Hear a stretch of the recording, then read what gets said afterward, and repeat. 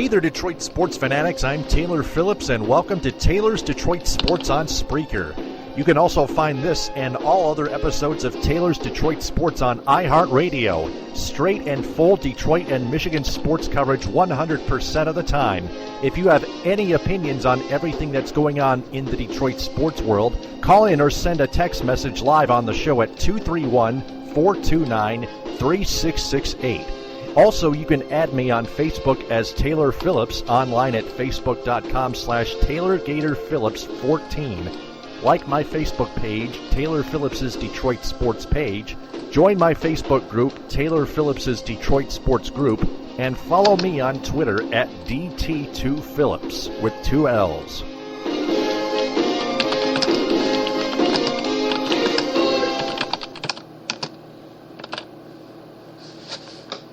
And welcome to episode 139.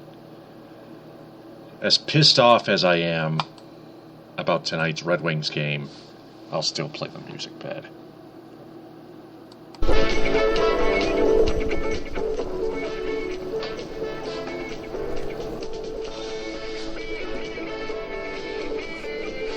Man, oh man. How many times does this have to happen? The Red Wings let in a game-winning goal late in regulation. And it's all building together now. You got Jonathan Ericsson turning the puck over constantly, continuously. And you have games where the Red Wings give up a game-winning goal late in regulation, in the final seconds and minutes or whatever in regulation, and lose in regulation. You combine them together, you get tonight's 2-0 defeat.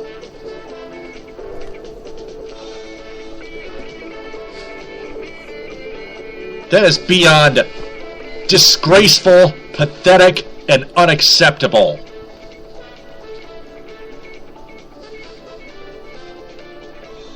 That is a major choke job. I don't care if you play an Eastern Conference leading team in the Montreal Canadiens. Forget the shots on goal. They're even. They were even too.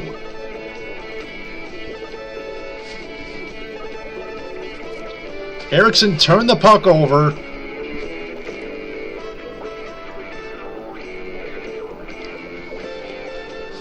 With under 3 minutes to go, and that created 2 scoring chances. The second one, Plekanec made legitimately successful. Thomas Plekanec, that is.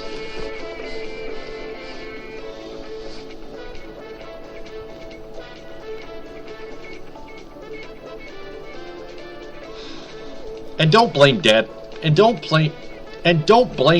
Datsyuk for blowing a tire. He never had a chance to catch Plekanec from trying to score anyway. I mean, some of it's on Howard for not stopping that shot, but definitely not nearly all of it. Ericsson's not getting worse, but he's not getting any better. He's just continuously turning the puck over and costing the Red Wings games. He's costing the Red Wings 2 points entirely.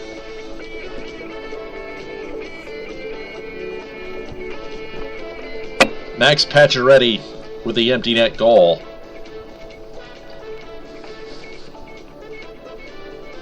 To seal the win for Montreal. And I'm not going to talk about the Red Wings fans and Montreal Canadiens fans all mixed up in a sellout Joe Louis Arena crowd. Forget all that crap.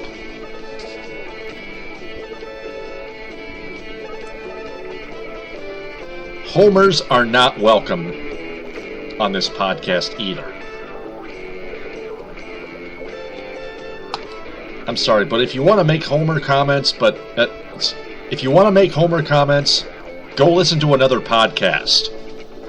That's all I can tell you. It's all I can tell the Homer guys, the Homer fans. The rest of you are welcome, especially the smart ones here.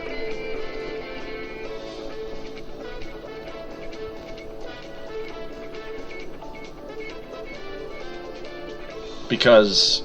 well, I'm the best you've got!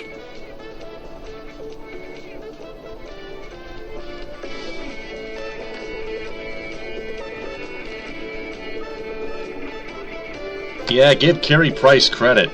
But that's not what I was pissed off about. Price earned the win. Oh, it was a lucky break. Ah, shut up, you idiot. Yeah, shut up, you idiot, Jimmy Howard. And all the rest of you associated with the Detroit Red Wings organization. It was off a Jonathan Ericsson turnover, which created 2 scoring chances.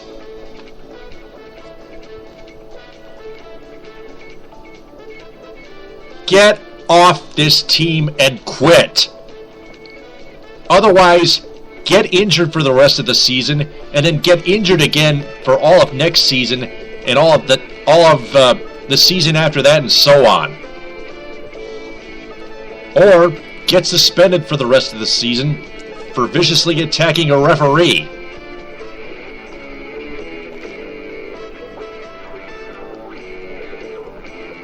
I don't care. Just don't play for us ever again, Jonathan Ericsson. You scumbag.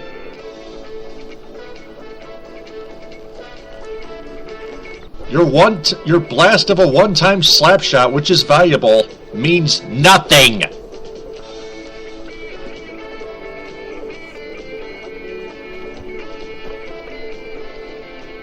If you keep turning the puck over and the opposing team scores a goal on either Howard or Mrazek, and we blame you majorly.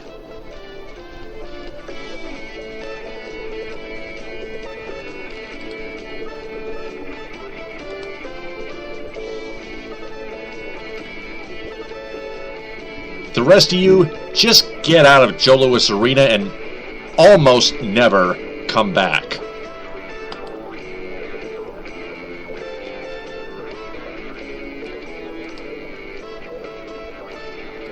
I hope you enjoy your upcoming pointless 6-game road trip with Jonathan Ericsson costing you each game entirely.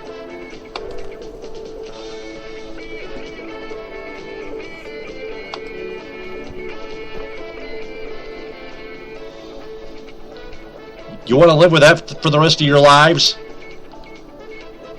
Good, I don't care. Red Wings are in Chicago tomorrow, Wednesday night at 7:30 on Wednesday Night Rivalry on NBCSN with Mike, Doc Emmerich, and Eddie Olczyk and Peter McGuire.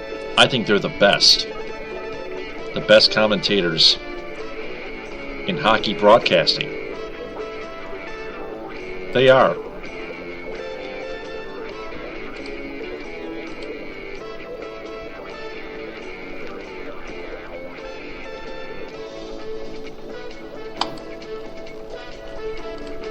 More bad news. The Wings assigned Peter Mrazek their future starting goaltender to the Grand Rapids Griffins. Actually, I don't mean future. I mean a co-starting goaltender.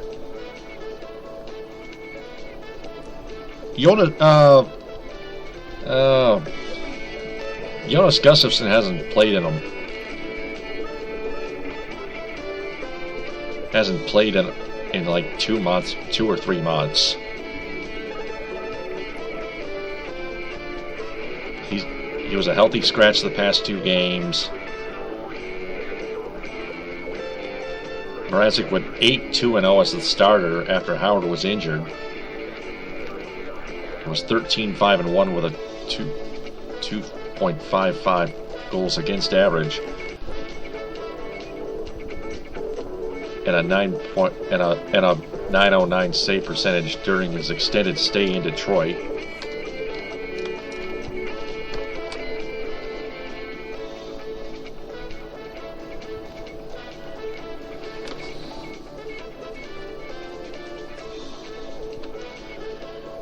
The monster Jonas Gustafsson is 1-1-1 with a 230 goals against average and a 908 save percentage with Detroit this season. I think Mrazek should be the backup, not Gustafsson. Either I want Gustafsson in GR for the rest of the season, or trade it. I don't care. I want Mrazek to back up Howard.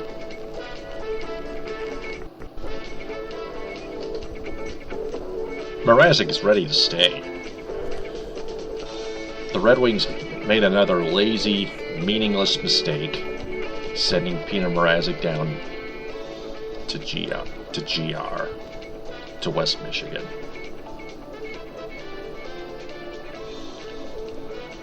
Sorry, Ken Holland, but I have to criticize you one more time. I have no choice. I don't want to, but I have to. Just not nearly as much as I have to criticize Jonathan Ericsson. I despise his guts!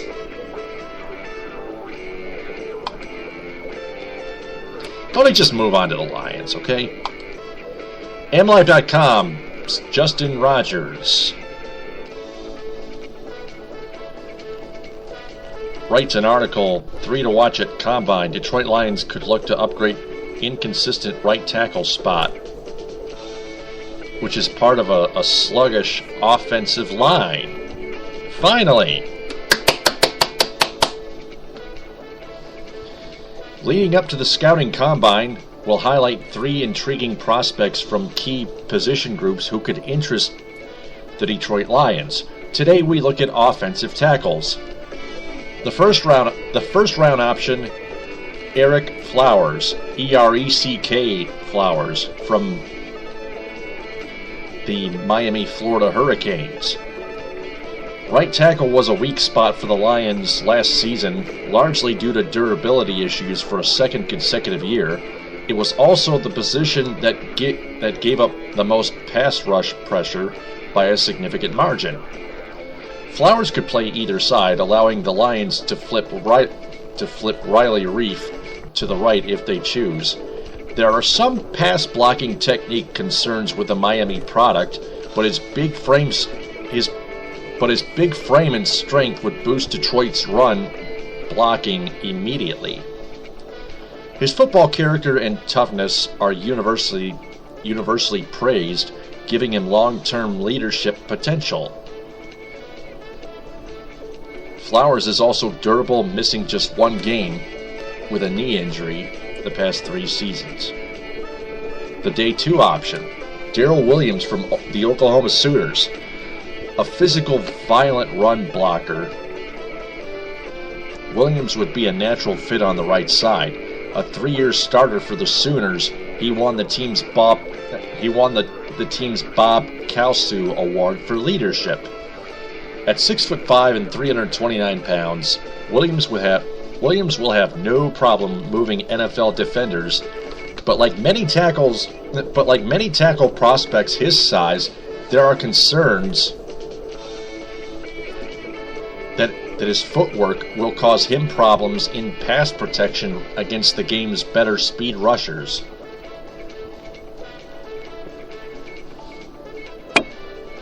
The late round option, Rob Havenstein from the Wisconsin Badgers of the Big Ten Conference. With a strong performance leading up to the draft, Havenstein could come off the board on the second day, but most analysts view him as a third-day option. A mountain of a man listed at 6'8", 333 pounds, Havenstein is another option best suited for the right side of the line. His athleticism isn't going to wow anyone, but you can't knock his durability.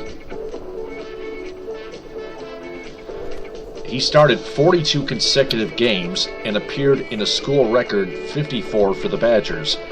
Havenstein, correction of pronunciation, Havenstein played an integral part in a line that paved the way for running back Melvin Gordon to run for nearly 2,600 yards, despite Wisconsin lacking an adequate passing attack. Hopefully MLive.com stays with the offensive line issues with those 3 to watch at Combine articles. Especially Justin Rogers. He did a heck of a job covering it by writing this article, publishing this article.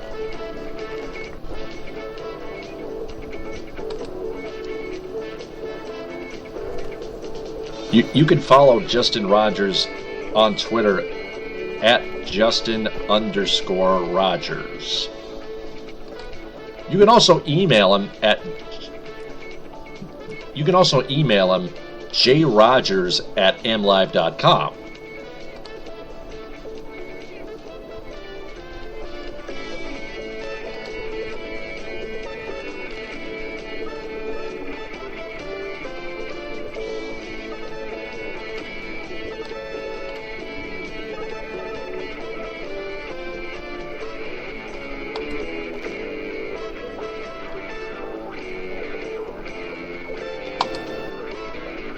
So with that out of the way,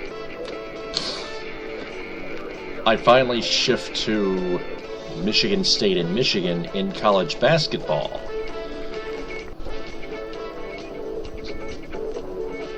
Spartans and Wolverines meet for the second time this upcoming time at Chrysler Center. First time they met this season, first and only previous time they met this season. Spartans came back and won 76-66 in overtime. Tip-off is 9 o'clock in Ann Arbor on ESPN. Mike Tirico, Dan Dakich, and Sam Ponder with the call on TV. And on the radio on the Spartan Sports Network, Will Tiemann, Gus Kanakis, and Matt Stanginga.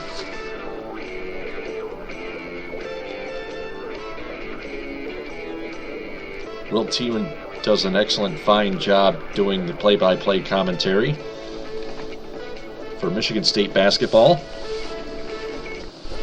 on SSN. You can download the Spartan Sports Network mobile app on your smartphone, whether it's on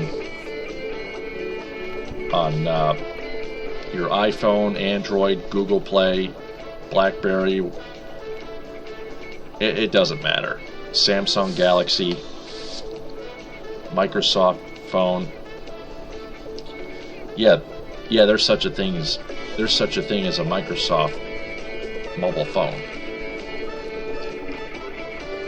Anyway,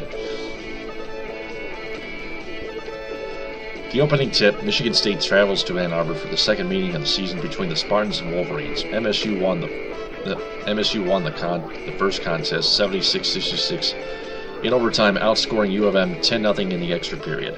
The starting five: number one, starting Spartan defense. On the season, MSU is limiting teams to 61.2 points on 387 field goal percentage.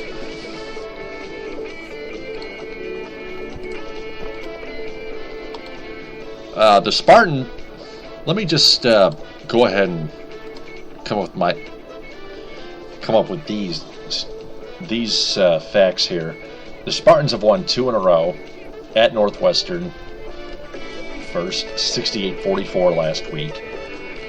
Then they pull a thrilling upset win the past Saturday in an early matinee game over the 23rd ranked Ohio State Buckeyes, 59-56, with Denzel Valentine's game-winning 3 with 1.9 seconds left. The Wolverines have lost 3 straight, coming off a demoralizing, self-destructive overtime loss to Illinois, 74-62.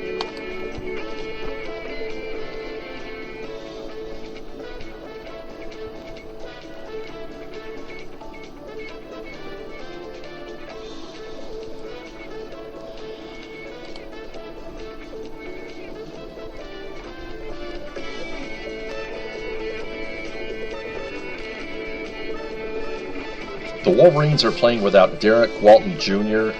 and Mark Donnell, who is ill, for the second straight game.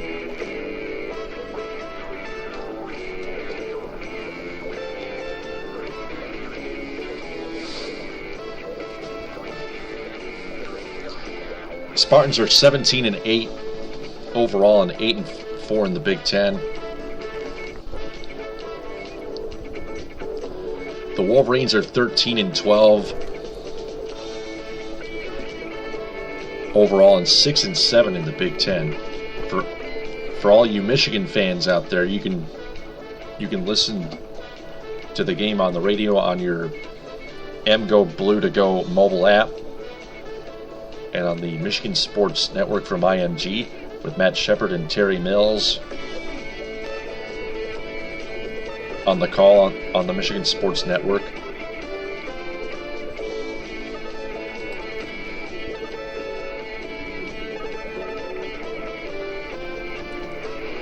Michigan leads the all-time series with Michigan State 97-78, including a 60-29 advantage in games played in Ann Arbor. MSU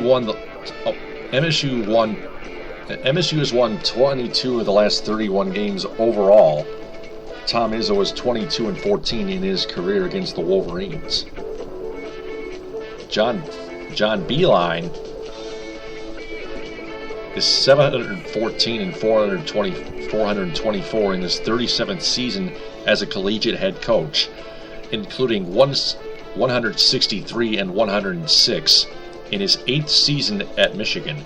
His coaching career also includes stints at West Virginia, Richmond, Canisius, Lemoyne, Nazareth, and Erie Community College.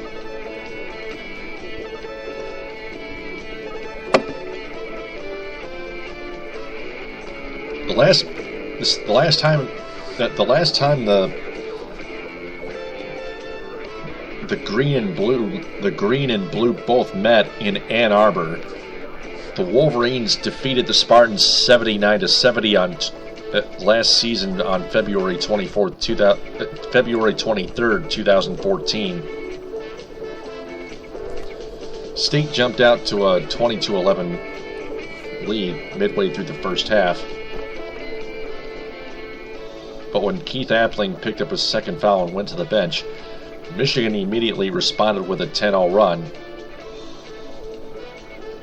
to cut the lead to 22-21. MSU held a 52-51 lead with 10:26 left. As Gary Harris banked in a three-pointer, U of M answered with a 13-0 run, including 2 threes from Nick Stauskas and 7 points from Karis Levert to take a commanding 64-52 lead. MSU could not get any closer than 8 points after that. Stauskas led all scorers with 25 points and Levert added 23, while Harris paced MSU with 21. and Denzel Valentine tallied 13 points, 8 rebounds, and 6 assists. Valentine's getting a lot better.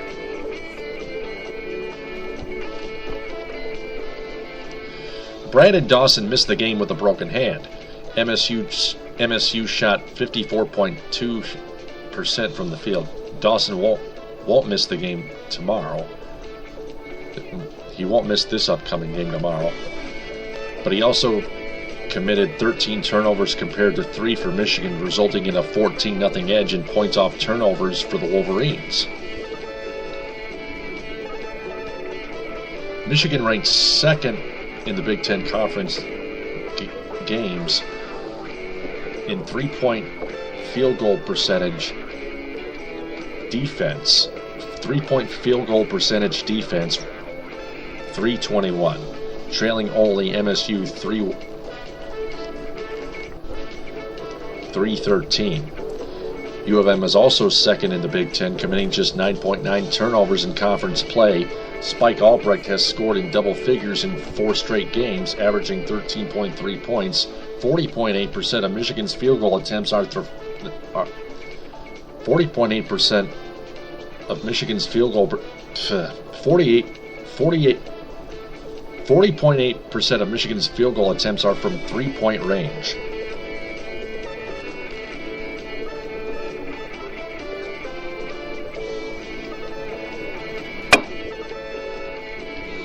I'm looking up both MSUSpartans.com and MGoBlue.com to compare between the Spartans and Wolverines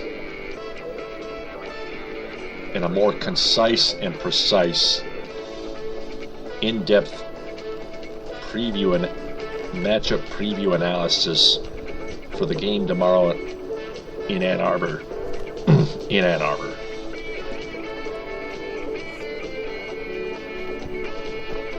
The Spartans are led by senior guard Travis Trice with 13.4 points per game, and junior guard Denzel Valentine 14.5 points per game, who combined for 39% of the offensive production points this season.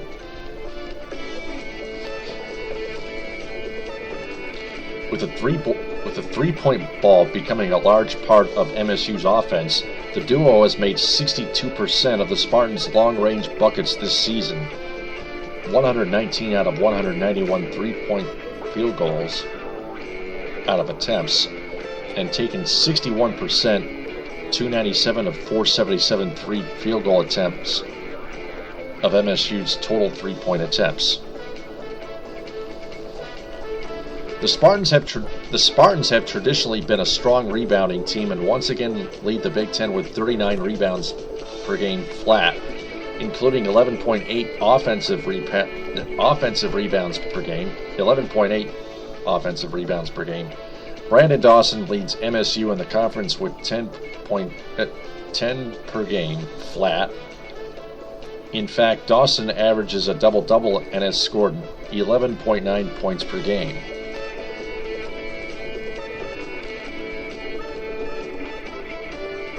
He has 6 total double-doubles on the season and has twice posted a conference-best 18 rebounds in a game, at Nebraska January 24th and at Notre Dame December 3rd.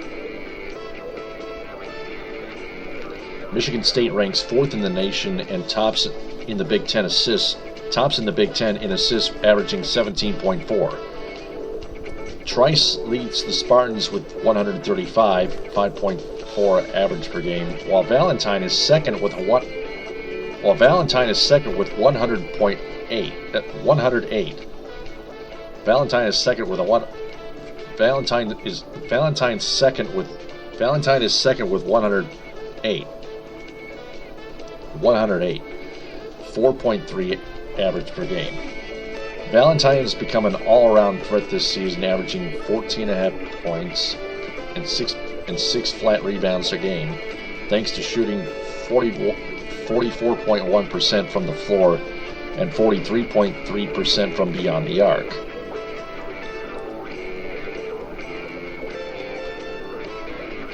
Spike Albrecht last Thursday, played in his 100th career game Thursday at Illinois. He became the 61st Wolverine to reach the century mark in their career. His former teammate Jordan Morgan holds the all-time record at 142.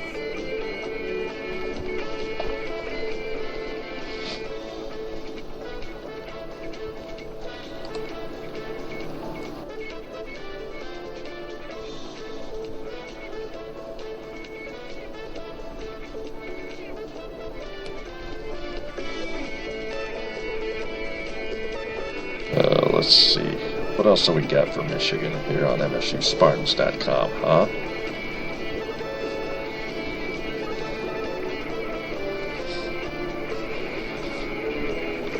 Javon Bess is still injured for Michigan State.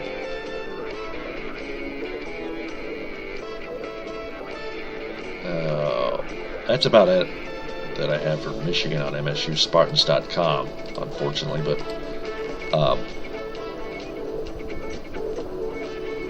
let me see here.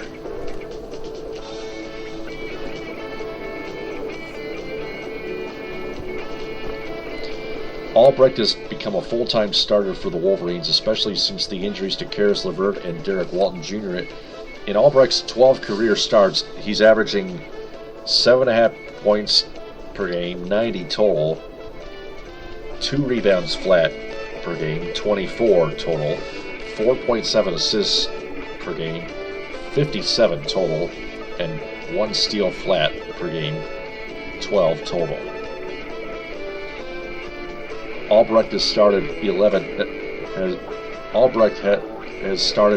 games and has 5 double-figure scoring games as a starter of his 7 overall this season.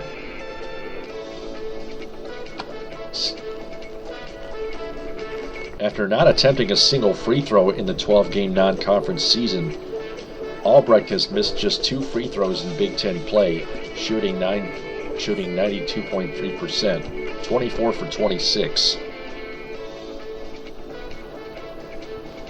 And he currently leads U of M with a 2.6 assist to turnover ratio, reading on MGoBlue.com, 87 assists and 33 turnovers, which is the 27th in the nation and 4th in the Big Ten. Last season he led U of M with a 47. Last season he led U of M with a 4.7 assist to turnover ratio, as he has 75 assists and just 16 total turnovers. Actually, that was last season.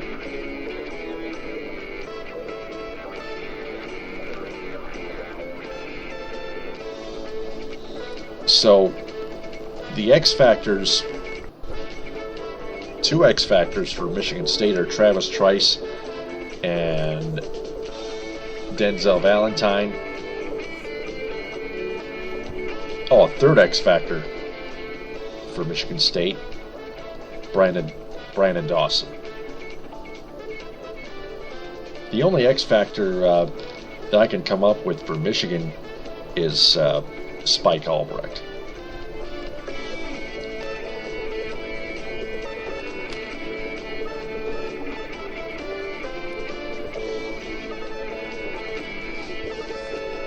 The Maize and Blue also need other guys like Ricky Doyle to step up.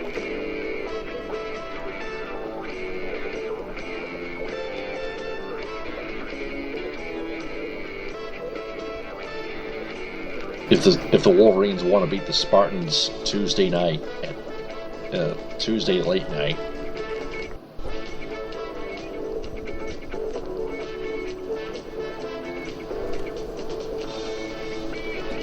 and I love them both equally, but I just think the Spartans will come away victorious in Ann Arbor. I'm going to enjoy it when I get home from the Lake City girls basketball game against Clare. I'm doing public address announcing again Tuesday night. For all the Lake City people here, you're all invited. I feel more relaxed after my Red Wings rant.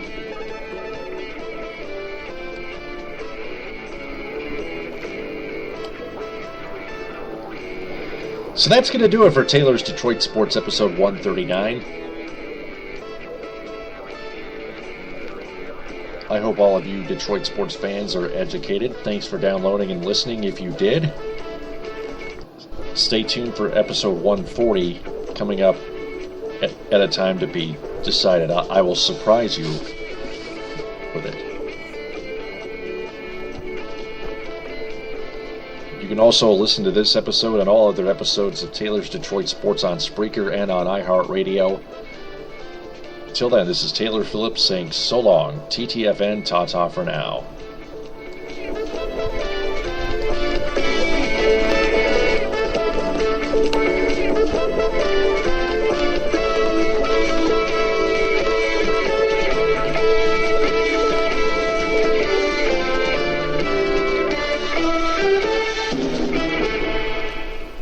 I think we can close the logo now.